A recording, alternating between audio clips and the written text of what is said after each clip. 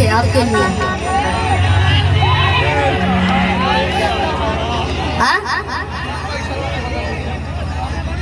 हाँ अरे भोले बवाल हो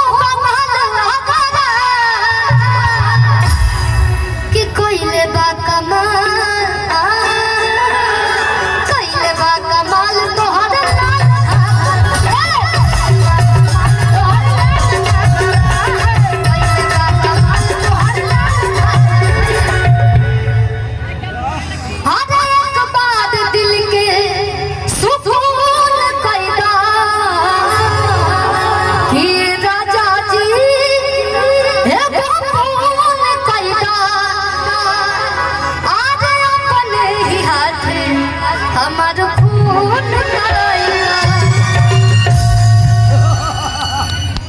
एक भाभी बैठ गई है सामने हमारे।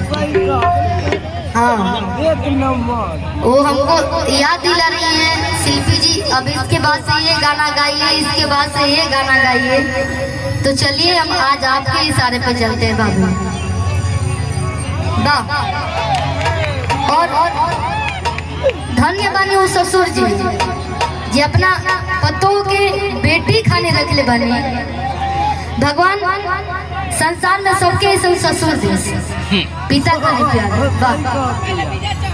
अच्छा सासू जी बनी ना, तो वहाँ के आदेश बात तो भी आप लोग बैठल बनी जा।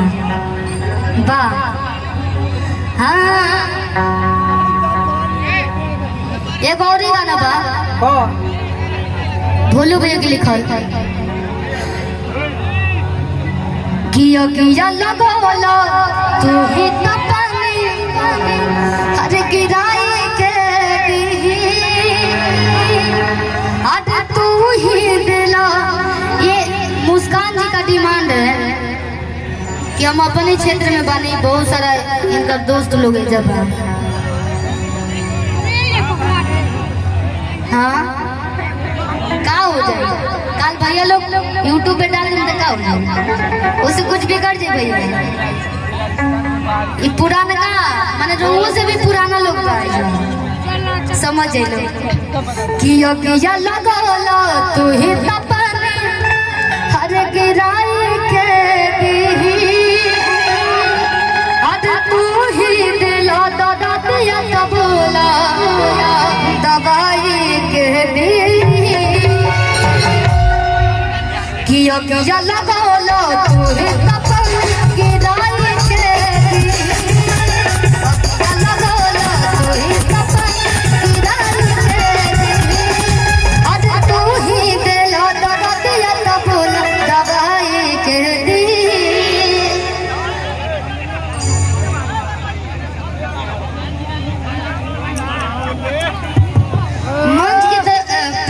मैं चाहता हूँ कि आप सभी लोग अपने स्थान पर बैठे रहें, कोई इधर उधर न बढ़े। हम चाहेंगे देखिए प्रशासन महोदय से कि आप लोग जितने भी लोग बैक साइड में हैं आप लोग फ्रंट पे उनको रखिए। हाँ साइड से हटा दें, पीछे से क्या देख रहे हैं। बार बार कहा जा रहा है कि उचित दूरी आप सब लोग बना लें, उचित दूरी बनाकर बैठे उस प्रोग्राम को देखें। चलिए सब लोग बैठ जाए, सब लोग बैठ जाए, चाहे खाना नहीं भैया सब लोग बैठ जाए। पीछे भी हमने की आंखें के सोजा खाना नहीं सब पीछे से के देना, हम देख पाओ तो नहीं ना रहुआ देख पाओ तो तुम हो किया लगोला तो ही तपनी गिराई के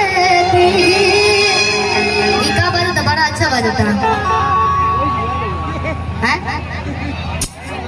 अच्छा अरे तू ही दिला दादा दिया तबोला दवाई के किया लगोला तू ही तपनी गिराई के अरे किया लगोला तू ही तपनी गिराई के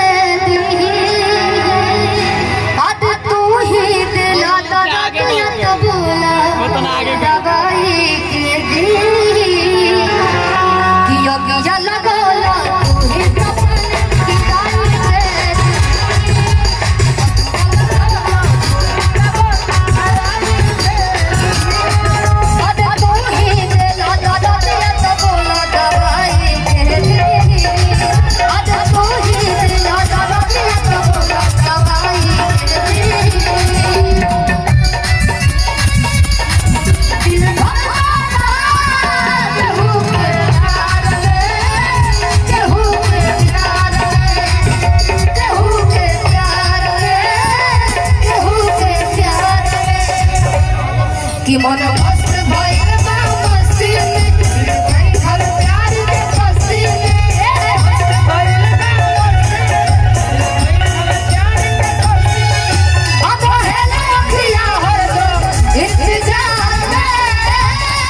दिल धड़कता, दिल धड़कता, तूने प्यार रे।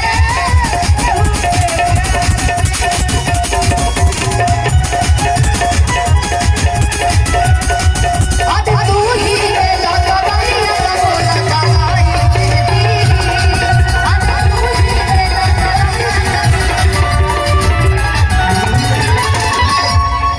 कि कोई के पिया चोरल चोरी हो, अरे झाड़ल हंसी हंसी बबरी हो, कि कोई के पिया चोरल चोरी हो, झाड़ल हंसी हंसी बबरी हो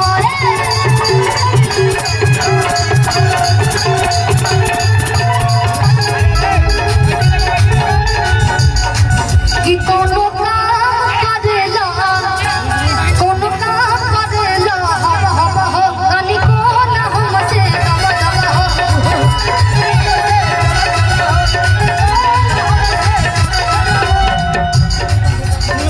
कि हम मला में कि तोहरा से बढ़िया सफाई के दी।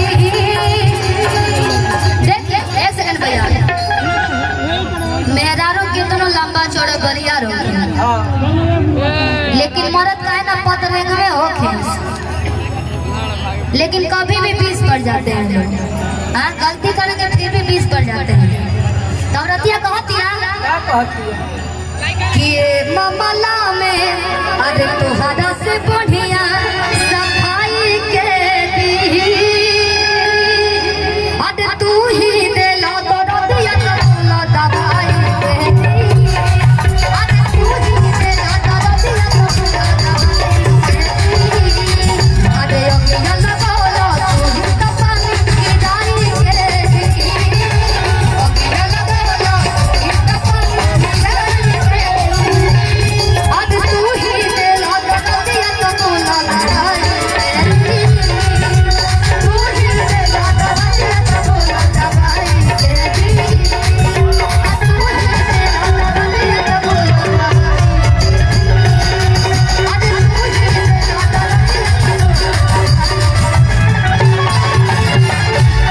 क्या बात है? ठीक लगा तो आप लोग भागिएगा मत। जमन जमन गाना आप लोग सुन ले खूब यूट्यूब के माध्यम से सारा गाना हमने के सुना बजे।